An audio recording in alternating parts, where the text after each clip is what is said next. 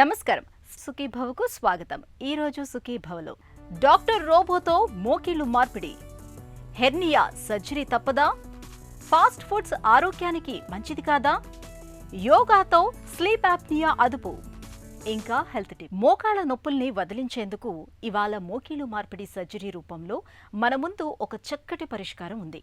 అయితే పెద్ద పెద్ద కోతలు, రక్తస్రావం, ఇన్ఫెక్షన్ల భయంతో చాలామంది మోకీలు మార్పిడి సర్జరీకి వెనకడుగు వేస్తూ ఉంటారు. అయితే ఇటీవలి కాలంలో మోకీలు మార్పిడి సర్జరీకి సంబంధించి విప్లవాత్మక మార్పులు ఎన్నో అందుబాటులోకి వచ్చాయి. ముఖ్యంగా ఇటీవల అందుబాటులోకి వచ్చిన రోబోటిక్ సర్జరీలను ఒక వరమని చెబుతున్నారు డాక్టర్లు. తక్కువ కోతలతో, పెద్దగా రక్తస్రావం లేకుండా, అత్యంత ఖచ్చితత్వంతో మోకీలు మార్పిడిని పూర్తి చేసే రోబోటిక్ సర్జరీ గురించి ఇప్పుడు తెలుసుకుందాం. అలవోకగా నడిచినా, బాగా పరిగెత్తినా, మెట్లెక్కినా, కూర్చున్నా, చాలాసేపు నిల్చున్నా, కుట్టు మిషన్ను కాళ్లతో తొక్కినా, బైకో కారుకో బ్రేకులు వేసినా, గేర్లు మార్చినా, కూచిపూడి, భరతనాట్యం చేసినా, ఫుట్బాల్ ఆడినా, జిమ్నాస్టిక్స్ చేసినా, ఇలాంటి వందల వేల విన్యాసాలు చేయడంలో కాళ్లది ప్రత్యేక స్థానం. నిజానికి మన కాళ్లు ఇలాంటి విన్యాసాలు చేయడంలో కీళ్లు ప్రధాన పాత్ర పోషిస్తాయి. ముఖ్యంగా తుంటి, మోకాలు, మడమ ఈ ప్రాంతాల్లో ఉండే కీళ్లు చక్కగా ఉంటేనే కాళ్లు అలవోకగా కదులుతాయి. అయితే ఇటీవలి కాలంలో గతి తప్పిన జీవనశైలి కారణంగా మన కీళ్లు తక్కువ వయసుకే అరిగిపోతున్నాయి. మరీ ముఖ్యంగా మోకీళ్లు 40లు దాటగానే కిర్రుమంటున్నాయి. ఏవో మందులు వాడటం, ఫిజియోథెరపీ చేయటం, ఏవేవో మర్దనాలు చేయటం లాంటి పద్ధతుల ద్వారా కొంతకాలం ఈ కీళ్లతో పని చేయించినా కాలం గడిచే కొద్దీ బాగా ఇబ్బంది పెడుతుంటాయి. చాలామంది ఈ మోకాళ్ల నొప్పుల కారణంగా ఎక్కువసేపు నిల్చోలేరు, కాస్త దూరం నడవలేరు, కింద పద్మాసనంలో కూర్చోలేరు, మెట్లెక్కలేరు. ఇలా నిత్య జీవితం బాగా ఇబ్బందికరంగా తయారవుతుంది. ఇలాంటప్పుడు మోకీలు మార్పిడి తప్ప వేరే మార్గం లేదు. కన్వెన్షనల్ సర్జరీలో ఉన్న ప్రతికూలతలు అంటూ ప్రత్యేకంగా ఏమీ లేవు. సో ఇన్ని సంవత్సరాలుగా ఈ రోబోస్ లేకుండా సర్జరీ సక్సెస్ఫుల్గా చేస్తున్నప్పుడు దీంట్లో ప్రత్యేకమైన ప్రతికూలత ఏమీ లేదు. రోబో వల్ల ఉన్న లాభాలని మనం వాడుకోలేకపోతే అదే ప్రతికూలత. మనకి పర్ఫెక్షన్ కావాలనుకున్నప్పుడు ఖచ్చితంగా రోబో చాలా ఉపయోగపడుతుంది. అట్లాగే మనం ఆపరేషన్ చేస్తున్నప్పుడు మనం కొంత ఎముకను తొలగిస్తున్నాం. ఆ ఎముకను తొలగించే ప్రక్రియలో చాలా తక్కువ ఎముక తొలగించడానికి, అంటే మనం 0.5 mm ఇంక్రిమెంట్స్లో ఒక రోబో ద్వారానే మనం బోన్ని కట్ చేయగలం.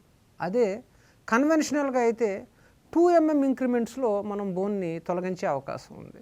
నెక్స్ట్, మనము మీ యొక్క కాలు యాంగిల్ని, వంకరబోయిన కాలుని నిటారుగా చేయటానికి ఇప్పుడు రకరకాల పాలసీలు ఉన్నాయి. అంటే పూర్తిగా 100% 90 degreesకి తీసుకురావటం, లేదా కొన్నిసార్లు కొన్ని ఫిలాసఫీల ప్రకారం వీళ్ళు ఆల్రెడీ కొంత యాంగిల్లో ఉన్నాయి కాబట్టి ఒక 2 to 5 degrees లోపల యాంగిల్ పెట్టడం, లేదా కొంతమందికి పాత యాంగిల్ ఎట్లా ఉందో అదే యాంగిల్ మెయింటైన్ చేయవలసి రావటం. ఇలా రకరకాల ఫిలాసఫీస్ ఆల్రెడీ ప్రాచుర్యంలో ఉన్నాయి. సో డాక్టర్ యొక్క నమ్మకాన్ని, అలాగే ఇప్పుడు వస్తున్న రిజల్ట్స్ని బట్టి నీకు కావలసిన ఫిలాసఫీలో నీ కాల్ని కరెక్ట్గా బ్యాలెన్స్ చేయటం అనేది ఒక్క రోబో మీదే సాధ్యమవుతుంది. యాక్చువల్గా రోబోటిక్ సర్జన్కి ముందుగా కన్వెన్షనల్ ఆపరేషన్లో ఎంత అనుభవం ఉంటే అంత మంచిది. ఆ అనుభవం లేకుండా డైరెక్ట్గా రోబోటిక్ సర్జరీ చేయటం అనేది అంత మంచిది కాదు. ఎందుకంటే a machine can fail at any moment and you should be able to handle the surgery. That is more important. Surgery, శస్త్రచికిత్స, ఆపరేషన్ పేరు ఏదైనా కోత కోసి, సమస్యను సరిచేసి, కుట్లు వేసి, జబ్బును నయం చేసే ప్రక్రియ ఇది. ఒకప్పుడు ఈ ఆపరేషన్లు చాలా మొరటుగా ఉండేవి. క్రమంగా సైన్స్, టెక్నాలజీ అభివృద్ధి అవడంతో ఆపరేషన్లలో నైపుణ్యం, ఖచ్చితత్వం పెరిగాయి. కోతలు, కుట్లు, రక్తస్రావం, ఎక్కువ కాలం హాస్పిటల్లో ఉండాల్సి రావటం లాంటివన్నీ తగ్గుతూ వస్తున్నాయి. కొంతకాలం క్రితం లాప్రోస్కోపీ లాంటివి అందుబాటులోకి వచ్చాయి. ఆ తర్వాత వాటిల్లోనే రకరకాల మినిమల్లీ ఇన్వేసివ్ పద్ధతులు వచ్చాయి. ఆ తర్వాత రోబోటిక్ సర్జరీలు కూడా ఇప్పుడు అందుబాటులోకి వచ్చాయి. ప్రస్తుతం అన్ని రకాల సర్జరీలోకి రోబోటిక్ టెక్నాలజీ వస్తోంది. మోకీలు మార్పిడి శస్త్రచికిత్సలో కూడా రోబోటిక్ పద్ధతి ప్రస్తుతం అందుబాటులో ఉంది. డ్యూరింగ్ ద ప్రొసీజర్ రోబోని టేబుల్కి అటాచ్ చేయటం లేదా రోబోని ఉపయోగించడానికి, అలాగే కన్వెన్షనల్ మెథడ్లో మోకాలి లోపలికి కొన్ని రాడ్స్ వేస్తాం, ఇంట్రామెడ్యులరీ రాడ్ వేస్తాం ఫేమర్ యొక్క కొలతలు తీసుకోవడానికి. అదే రోబోటిక్ మెథడ్లో ఈ రాడ్స్ వేసే అవసరం లేదు. కాబట్టి బైలేటరల్, అంటే 2 మోకాళ్ళు ఒకేసారి చేయడానికి మనం ఫ్యాట్ ఎంబాలిజం అనే ఒక కాంప్లికేషన్ వల్ల 70 సంవత్సరాలు దాటిన వాళ్ళలో చాలామందిలో రెండు ఒకసారే చేయటం రిస్కీ, ఒక 5 to 10% ఫ్యాట్ ఎంబాలిజం రిస్క్ ఉంటుంది అని ఇంతకుముందు చెప్పేవాళ్ళం. వీలున్నంత వరకు రెండు ఒకసారే చేయటం అవాయిడ్ చేసేవాళ్ళం. బట్ ఈ రోబోటిక్స్ రావడం వల్ల ఈ ఫ్యాట్ ఎంబాలిజం అనే ఛాన్స్ చాలా తగ్గిపోయింది. ఎందుకంటే ఈ ఫేమర్ బోన్లోకి, తుంటి ఎముకలోకి రాడ్స్ వేసే అవసరం లేదు. రెండోది, మనకి రోబోటిక్ సర్జరీ అలవాటు అయ్యే కొలది సర్జరీ సమయము చాలా తగ్గిపోతుంది. ఎందుకంటే నేను ఏదైతే ప్లాన్ చేసుకున్నానో ఆ డిజైర్డ్ ప్లాన్ ఆల్రెడీ కంప్యూటర్ మీద ఫీడ్ చేసి ఉంటుంది కాబట్టి నాది చాలా తొందరగా సర్జరీ అయిపోతుంది. 3, మీ కాళ్ళ యొక్క వంకరలను కరెక్ట్ చేయడానికి సాఫ్ట్ టిష్యూ కండరాలని, ఎముకత్తుకుపోయిన కండరాలని తొలగించే ప్రక్రియ చాలా తక్కువ అవసరం ఉంటుంది రోబోటిక్ సర్జరీలో. కాబట్టి పోస్ట్ ఆపరేటివ్గా రోబోటిక్ సర్జరీ చేసుకున్న వాళ్ళలో నొప్పి చాలా తక్కువగా ఉంటుంది. నార్మల్ కన్వెన్షనల్ సర్జరీతో కంపేర్ చేస్తే పోస్ట్ ఆపరేటివ్ పెయిన్ తక్కువగా ఉంటుంది. నెక్స్ట్ అలైన్మెంట్, అంటే పూర్తిగా బాగా వంకరబోయి ఉన్న వాళ్ళలో కాలుని పూర్తిగా నిటారుగా చేసేస్తే వాళ్ళ యొక్క మజిల్ మెకానిజము డైరెక్షన్ మారిపోతాయి. కాబట్టి ఎక్కువ కాలం పాటు నొప్పి తగ్గిన ఒక రకమైన డిస్కంఫర్ట్ చాలామంది ఎక్స్ప్రెస్ చేస్తూ ఉంటారు. అదే కొంత రిస్ట్రిక్టెడ్ కైనమాటిక్ అలైన్మెంట్, అంటే కొంతవరకు పూర్తిగా అదే స్ట్రైట్ యాంగిల్కి తీసుకురాకుండా పూర్వం ఉన్న డైరెక్షన్లో కన్వెన్షనల్గా కాకుండా ఇప్పుడు ప్రస్తుతం వస్తున్న రెస్ట్రిక్టెడ్ కైనమాటిక్ అలైన్మెంట్ అనే పద్ధతిలో ఆపరేషన్ చేయటం వల్ల రోబోటిక్లోనే ఇది అవకాశం ఉంది. ఇలా చేయటం వల్ల ఆపరేషన్ తర్వాత ఆ డిస్కంఫర్ట్ పేషెంట్కి ఉండదు, చాలా సులువుగా నడుస్తారు. సో ఇవి ప్రత్యేకంగా రోబోటిక్ సర్జరీ వల్ల ఉన్న అడ్వాంటేజెస్. మోకాళ్ళ నొప్పులు తక్కువగా ఉంటే ఏవో కొన్ని మందులు, ఫిజియోథెరపీ వ్యాయామాలతో ఉపశమనం పొందవచ్చు. అలా కాక కదలికలే ఇబ్బందికరంగా తయారైతే మాత్రం మోకీలు మార్పిడి ఆపరేషనే శాశ్వత పరిష్కారం. ఈ మోకీలు మార్పిడి ఆపరేషన్లలో కూడా పాక్షికంగా చేసే పద్ధతులు, అలా కాకుండా రోబోటిక్ టెక్నాలజీ తక్కువ కోతలతో మోకీళ్లను మార్చే సౌలభ్యం కూడా ఇప్పుడు అందుబాటులో ఉంది. కొన్ని రకాల సమస్యలతో పెద్దగా ఇబ్బంది లేకపోయినా బాగా అసౌకర్యాన్ని కలిగిస్తూ ఉంటాయి. హెర్నియా అలాంటి సమస్యే. వాడుకలో దీన్నే పేగుజారడంగా పిలుస్తారు. దగ్గినప్పుడు, తుమ్మినప్పుడు చర్మము కింద నుంచి ఉబ్బులాగా బయటకు కనిపిస్తూ చిరాకు పుట్టించే హెర్నియాకు ఆధునిక వైద్యంలో ఇవాళ చక్కటి చికిత్స అందుబాటులో ఉంది. అయితే మనలో చాలామంది హెర్నియాను పెద్దగా పట్టించుకోరు, అలాగే తోసేసుకుంటూ తిరుగుతూ ఉంటారు. మరీ తప్పదనుకున్నప్పుడు లంగోటాను, బెల్టును బిగించి కడుతూ ఉంటారు. ఇలాంటి నాటు వైద్యాలు చేయటం వల్ల హెర్నియాకు రక్త ప్రసరణ సరిగ్గా జరగక పేగులు కుళ్ళిపోయే ప్రమాదం ఉంటుందని చెబుతారు డాక్టర్లు. హెర్నియా గురించి ఇప్పుడు తెలుసుకుందాం. హెర్నియా అంటే ఏంటంటే కడుపు అనేది ఒక బాక్స్ లాంటిది, ఒక రూమ్ లాంటిది. దానికి ఎక్కడా మనకు వీక్ పాయింట్ అనేది ఉండదు, ఒక్క అంబులికస్ తప్ప. సో ఇది కాకుండా ఎక్కడైనా కండరంలో వీక్నెస్ ఏర్పడి, ఒక రంధ్రంలాగా ఏర్పడి లోపల ఉన్న కడుపులో ఏమేమి ఉంటుంటాయి, చిన్న పేగు, పెద్ద పేగు, ఒమెంటం అనేది ఉంటుంది. వీటిలో ఏదైనా కానీ బయటకు వచ్చినప్పుడు, అంటే దగ్గినప్పుడు నీకు బయటకు వచ్చినట్టు అనిపిస్తుంది, కొత్తలో అలా ఉంటుంది, తర్వాత ఏదో ఒక రోజు బయటకు వచ్చి ఆగిపోవడం జరుగుతుంది. దాన్నే కాంప్లికేటెడ్ హెర్నియా అంటారు. కడుపులో ఇంట్రాబ్డామినల్ ప్రెషర్ పెరగడానికి మెయిన్ కారణం కాన్స్టిపేషన్, అంటే మలబద్ధకం ఉన్నప్పుడు ముక్కడం జరుగుతుంది. యూరిన్కి పెద్దవాళ్ళలో ప్రోస్టేట్ గ్రంథి ఉండడం వల్ల ముక్కడం జరుగుతుంది. క్రానిక్గా కాఫ్ ఉండడం వల్ల, చాలా కాలంగా దగ్గుండడం వల్ల కానీ, లేదా చాలా ఎక్కువ బరువులు మనకు అనుకోకుండా మనకు స్థాయికి మించిన బరువులు ఎత్తడం వల్ల ఇంట్రాబ్డామినల్ ప్రెషర్ పెరుగుతుంది. ఇలా పెరిగినప్పుడు స్లోగా కంటిన్యూస్గా అదే పని చేస్తున్నప్పుడు కొంతకాలం తర్వాత అందులో ఒక రంధ్రంలాగా ఏర్పడి హెర్నియా అనేది బయటికి రావడం జరుగుతుంది. హెర్నియాకు సర్జరీ ఓపెన్ సర్జరీ ఉంటుంది, లాప్రోస్కోపీ సర్జరీ ఉంటుంది. ఒకప్పుడు మెష్ లేకుండా, అంటే జాలీ లేకుండా చేసేవాళ్ళు, కానీ ఇప్పుడు ప్రతి హెర్నియాకు జాలీ వేయాల్సిందే. అది ఓపెన్ సర్జరీ ద్వారా, అంటే స్కిన్ కోసి పైన ఆ హెర్నియాను లోపలికి నెట్టేసి కండరాన్ని కుట్టి మీద జాలి చేస్తే దాన్ని ఓపెన్ హెర్నియా అంటారు. అదే లోపల నుంచి పోయి, అంటే కడుపు లోపలికి కెమెరాలు పెట్టి లోపల నుంచి ఆ హెర్నియాని దాని కిందికి లాగేసి ఆ హోల్ని, రంధ్రాన్ని కుట్టేసి లోపల నుంచి జాలి చేస్తే దాన్ని లాప్రోస్కోపిక్ హెర్నియా అంటారు. ఖచ్చితంగా లాప్రోస్కోపిక్ హెర్నియాలే 99% చేస్తాము. దానివల్ల చాలా అడ్వాంటేజ్. ఎందుకంటే ఫస్ట్ ఆఫ్ ఆల్ కోత తక్కువ ఉంటుంది, బయట నుంచి వెళ్ళి మనకు డ్రైన్లు పెట్టాల్సిన అవసరమూ లేదు, అండ్ నొప్పి చాలా తక్కువ ఉంటుంది, ఫాస్ట్ రికవరీ, అంటే మోషన్, యూరిన్ రావడము ఈజీగా వితిన్ 12 to 24 అవర్స్లో వచ్చేస్తుంటుంది. అండ్ నడవడం ఈజీ, నొప్పి తక్కువ, తొందరగా రికవర్ అవుతారు, మోషన్ తొందరగా వస్తుంది, అండ్ దాంతోపాటు ఎటువంటి డ్రైన్లు లేకుండా చూడడానికి బాగుంటుంది. కాబట్టి ఖచ్చితంగా లాప్రోస్కోపిక్ హెర్నియా అనే అడ్వాంటేజెస్. ఇప్పుడంతా ఫాస్ట్ ఫుడ్స్ యుగం. సంప్రదాయ ఆహారాలకు బదులుగా రెడీమేడ్ కృత్రిమ ఆహారాల్ని తీసుకోవటం ఎక్కువైంది. ఇంట్లో భార్య భర్త ఇద్దరూ ఉద్యోగస్తులైతే వండుకోవటం తక్కువ. ఇక పిల్లలకైతే రోజంతా ఏదో ఒక చిరుతిండి ఉండాల్సిందే. అయితే ఇలా ఫాస్ట్ ఫుడ్స్కి రెడీమేడ్ ఆహారాలకు అతిగా అలవాటు పడటం మన ఆరోగ్యానికి ఏమంత మంచిది కాదని చెబుతారు పోషకాహార నిపుణులు. ఫాస్ట్ ఫుడ్స్ ఆహారాన్ని అతిగా తీసుకోవటం ఎందుకు మంచిది కాదో ఇప్పుడు తెలుసుకుందాం. ఈ రోజుల్లో ఫాస్ట్ ఫుడ్స్ అనేది చాలా కామన్ అయిపోయిందండి. ఇంకా స్విగ్గీలు జొమాటోలు వచ్చిన తర్వాత అయితే ఇంక చెప్పాల్సిన అవసరమే లేదు. బయటికి కూడా వెళ్ళాల్సిన పని లేదు, అన్నీ ఇంటికే వస్తున్నాయి. సో ఈ ఫాస్ట్ ఫుడ్ కల్చర్ రోజు రోజుకి పెరుగుతుందనే చెప్పాలి. యాక్చువల్గా చాలామందికి ఫాస్ట్ ఫుడ్స్లో ఏం చేస్తారు, ఏం వేసి కుక్ చేస్తారు అనేది చాలా అవగాహన ఉండదో, మరి అవగాహన ఉండి కూడా వాటి వైపు వెళ్తారో తెలియదు. కానీ బట్ ఫాస్ట్ ఫుడ్స్ మాత్రము ఎంత తక్కువ అంటే మనకి ఎప్పుడైనా అకేషనల్గా తీసుకోవచ్చు, కానీ రెగ్యులర్గా ఫాస్ట్ ఫుడ్స్ తినటం అనేది ఆరోగ్యానికి మంచిది కాదు. ఫస్ట్ ఆఫ్ ఆల్ ఇందులో అన్హెల్దీ ఆయిల్స్ యూస్ చేస్తారు, ప్లస్ వాడిన నూనెలే మళ్ళీ మళ్ళీ వాడుతూ ఉంటారు. తర్వాత food colours permitted food colours, non permitted food colours ఉంటాయి. కొంతవరకు పర్మిటెడ్ ఫుడ్ కలర్స్ వరకే వాడతారని నమ్మటానికి వీల్లేదు. ఎందుకంటే ఏ కలర్స్ పడితే ఆ కలర్స్ వాడతారు. దాని మూలాన క్యాన్సర్ లాంటివి పెద్ద జబ్బులు రావచ్చు, చిన్న చిన్న ఎసిడిటీ ప్రాబ్లమ్స్ రావచ్చు, గ్యాస్ ప్రాబ్లమ్స్ రావచ్చు, స్టమక్ అప్సెట్ అవ్వచ్చు, మూడ్ డిస్టర్బెన్సెస్ రావచ్చు. ఫాస్ట్ ఫుడ్స్లో వాడే కలర్స్ మూలాన సోడియం, సాల్ట్ ఎక్కువ యూస్ చేస్తారు. ఇంకా ఫాస్ట్ ఫుడ్స్లో అయితే చెప్పాలంటే ఎంసీజీ అంటే ఒక మోనోసోడియం గ్లూటమేట్ అనేది బ్యాన్ చేశారు. అది కంపల్సరీ వీళ్ళు టేస్ట్ ఎన్హాన్స్ అవ్వటానికి యూస్ చేస్తున్నారు. ప్రతి చైనీస్ ఫుడ్స్లో అయితే చాలా విరివిగా వాడుతుంటారు. దాని మూలాన చాలా ఆరోగ్యానికి నష్టం అనేది జరుగుతుంది. సో ఖచ్చితంగా ఈ ఎజినోమోటో, ఈ ఎంసీజీ యూస్ చేసేవి అసలు, ఎంఎస్జీ యూస్ చేసేవి, తర్వాత ఎజినోమోటోవి అస్సలు వాడకూడదండి.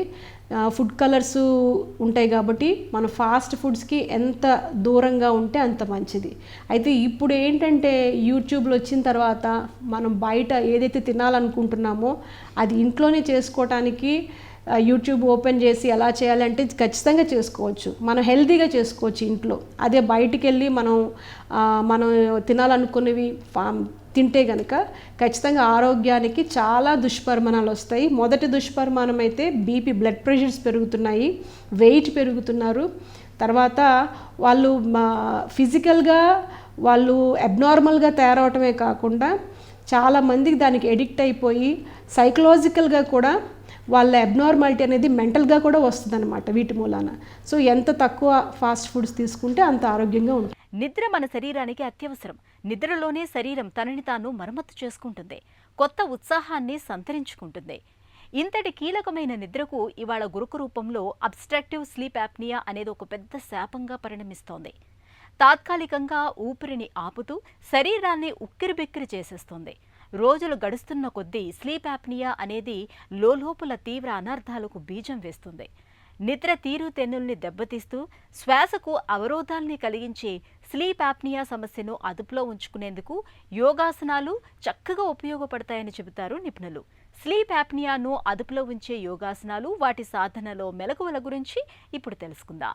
ఈనాటి కార్యక్రమంలో యోగా ద్వారా స్లీప్ ఆప్నియా సమస్యకి ఏ విధమైనటువంటి యోగాసనాలు చేయాలి అన్నదాని విషయంగా మనం తెలుసుకోబోతున్నాం.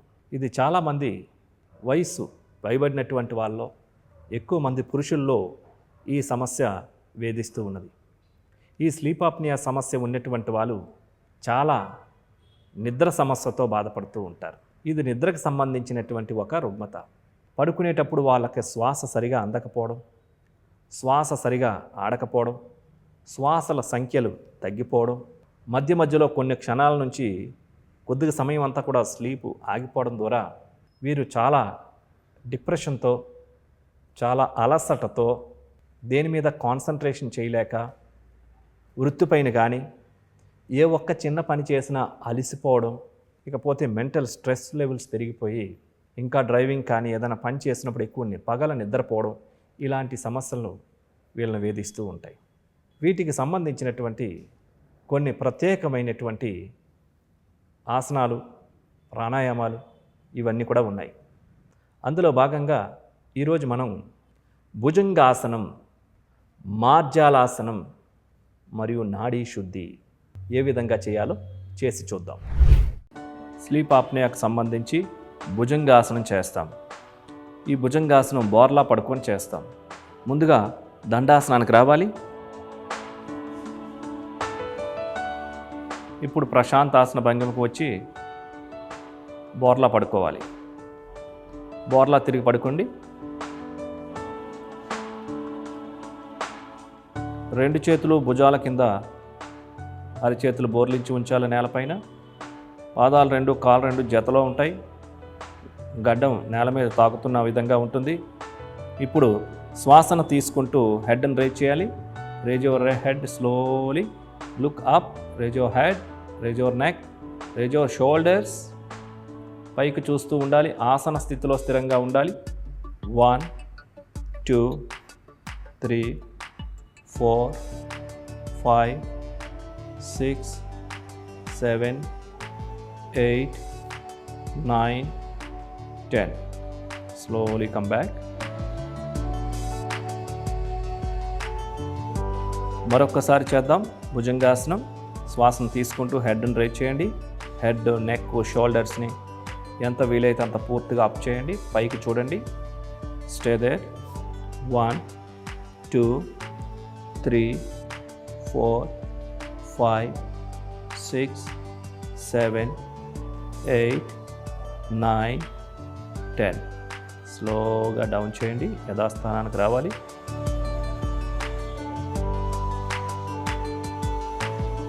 ఇప్పుడు క్యాట్ పొజిషన్కి రండి. 2 మోకాళ్ళ మీద, 2 చేతుల మీద ఉండండి. మార్జాలాసనం చేస్తాం. శ్వాసను తీసుకుంటూ హెడ్ని రేజ్ చేయండి. వెన్నెముకను డౌన్ చేయండి. శ్వాసను విడిచిపెడుతూ హెడ్ డౌన్ చేయండి. వెన్నెముకను రేజ్ చేయండి. పైకి తీసుకొని వెళ్ళండి. Breathe in slowly, raise your head, spine down. Breathe out, head down, spine up. Breathe in, head raise చేయండి, spine down చేయండి. Breathe out.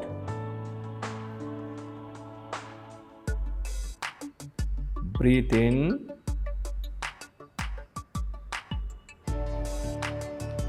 Breathe out.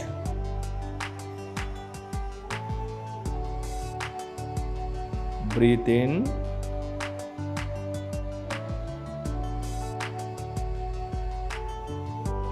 Breathe out. Normal స్థితికి రండి. SIT in Vajrasana.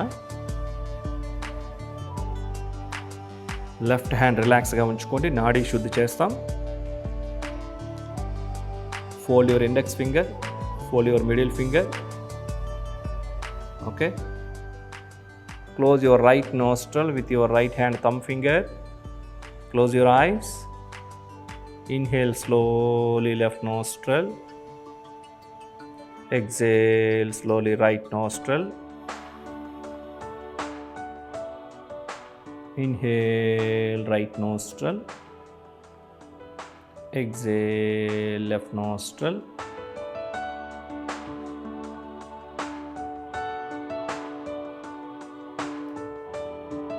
Exhale right nostril. Inhale right nostril. Exhale left nostril. మీరు ఎడం పక్క శ్వాస తీసుకున్న దాన్ని కుడివైపు నుంచి విడిచిపెట్టండి. కుడివైపు నుంచి తీసుకున్న శ్వాసని ఎడమ వైపు నుంచి విడిచిపెట్టాలి. మైండ్ అంతా రిలాక్స్గా ఉంటుంది. కాన్సన్ట్రేషన్ అంతా బ్రీతింగ్ పైన ఉంటుంది. మనస్సు ప్రశాంతంగా ఉంటుంది.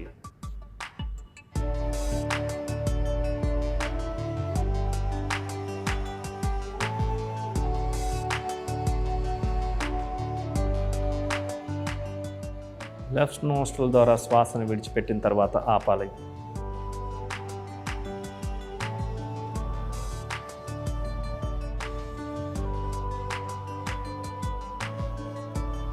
Slowly open your eyes.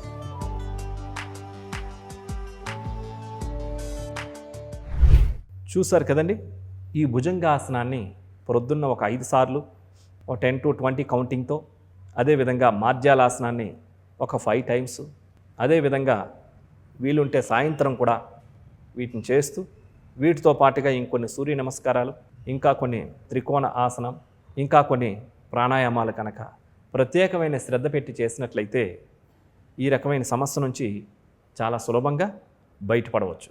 నిద్ర తీరేతెన్నుల్ని దెబ్బతీస్తూ శ్వాసకు అవరోధాల్ని కలిగించే స్లీప్ యాప్నియా సమస్యను అదుపులో ఉంచే యోగాసనాలు, వాటి సాధనలో మెలకువల గురించి తెలుసుకుందాం కదా. ఇక ఈ రోజు కార్యక్రమాన్ని ముగించే ముందు ఒక చిన్న చిట్కా మీకోసం. రక్తంలో కొలెస్ట్రాల్ శాతం ఎక్కువగా ఉన్నప్పుడు నిత్యం భోజనానికి ముందు ఒక వెల్లుల్లి రెబ్బకు సన్నగా తరిగిన అల్లం, కొద్దిగా నిమ్మరసాన్ని కలిపి తీసుకోవడాన్ని అలవాటు చేసుకోండి. రక్తంలో కొలెస్ట్రాల్ క్రమంగా తగ్గుముఖం పడుతుంది.